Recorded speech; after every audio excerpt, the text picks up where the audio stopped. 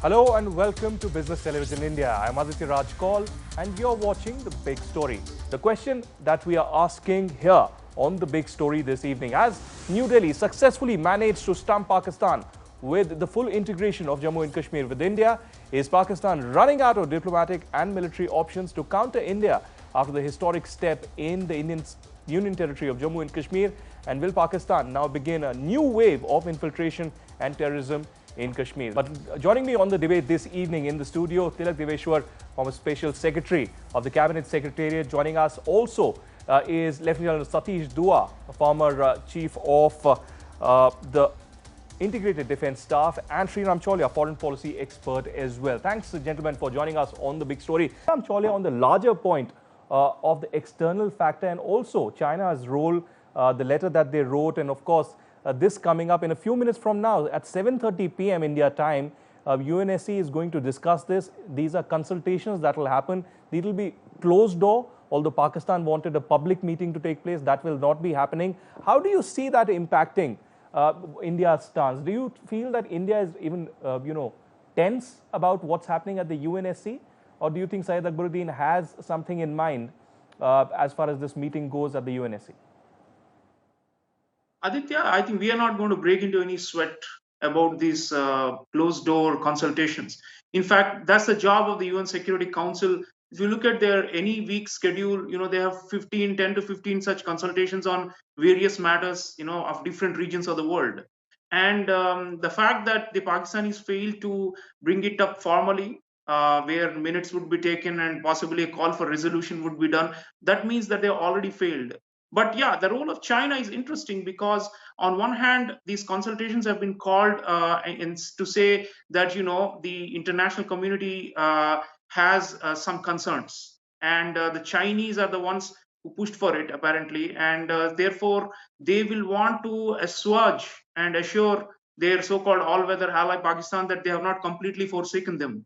But on the other hand, China did not, use aggressive means to try and win over other members to make this a public hearing. So that shows that they are trying out their own balancing act. I've just been on a China Global Television Network show, government channel there, and I find that they have, very narrow concerns on this matter because, as you know, there is a claim over parts of Ladakh, and we have claim over Aksai Chin. So that's the only part that's really bothered the Chinese because they are not really that much concerned about the Kashmir Valley, which is, of course, the bone of contention with the Pakistanis.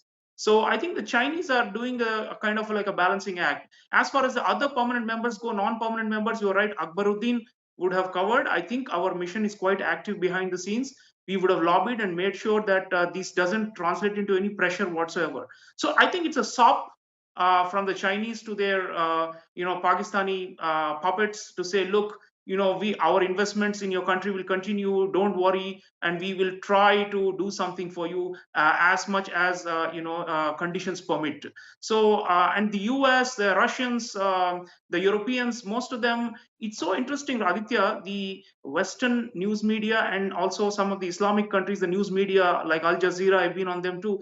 They have been, highlighting the so-called humanitarian crisis in Kashmir, and people like you, honest people, have been documenting what's actually happening on the ground and showing the reality.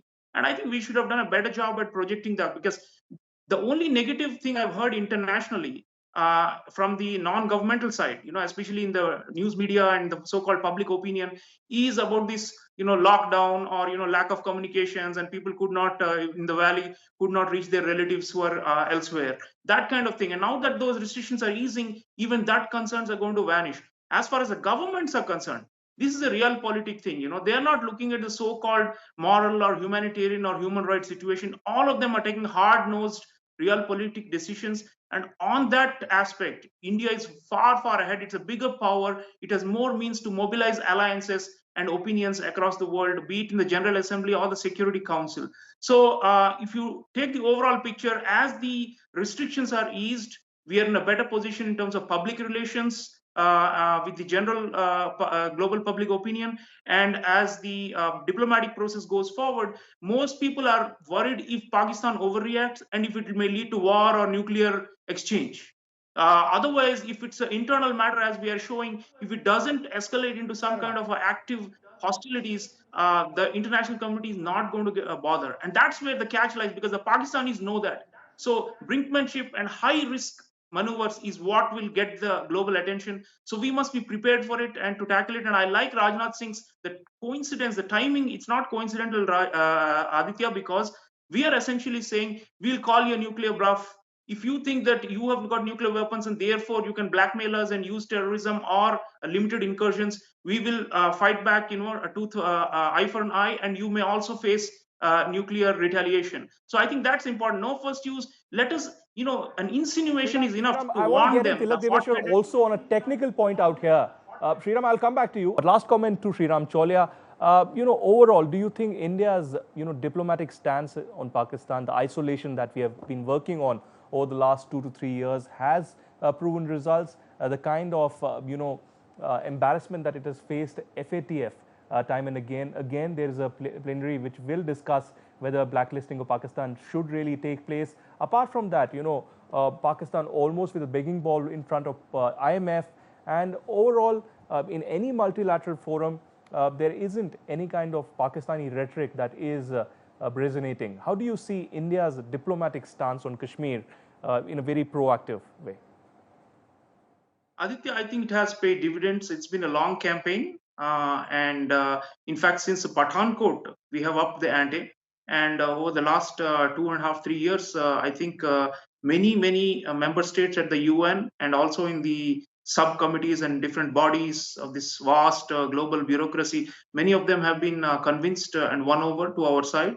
And frankly, the credibility of Pakistan has been exposed. So the more I think we must continue to keep on talking about the issues relating to this extremism. It's great that you have this clip of the Hizbul, mobilizing people for quote unquote action. So what is this action, and why is the Imran Khan, who's admitted openly that he has 30,000 to 40,000 loose cannons out there who are ready to kill and maim people? What is the role of the state there? So the state sponsor of terrorism narrative that India has built up, I think, has more takers today. You see, the global discourse lately has moved more and more in favor of the state sovereignty and territorial integrity issues.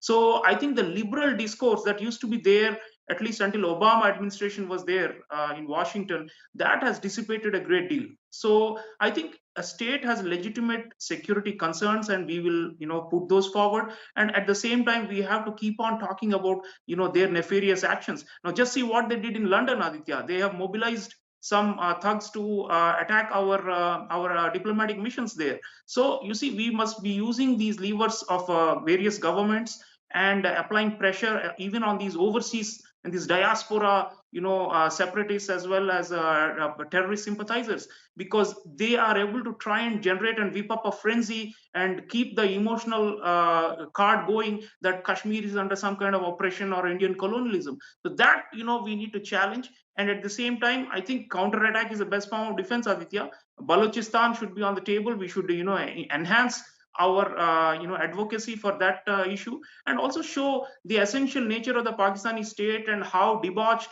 and how compromised it is. And the more we do it, I think we'll be far more convincing in front of the eyes of the international community. People don't take a thug seriously.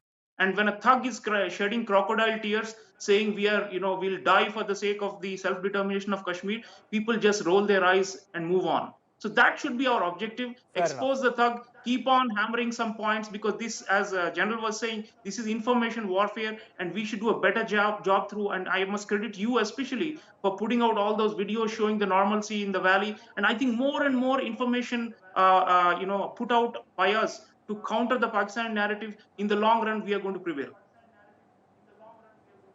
All right, it's been 12 days that India took the historic step in Jammu and Kashmir, which is now a union territory, and Article 370, which was a temporary measure, has been abrogated. We'll wait and watch what happens at the United Nations Security Council. But has India really taken that historic step and stumped Pakistan, and how things will unfold in the next few days? We pray and hope that peace is restored across Jammu and Kashmir without any kind of casualties, and there is a long-lasting normalcy. Thanks to Lieutenant General Satish Dua, Tilak Deveshwar and Sreeram Chaulia for joining us.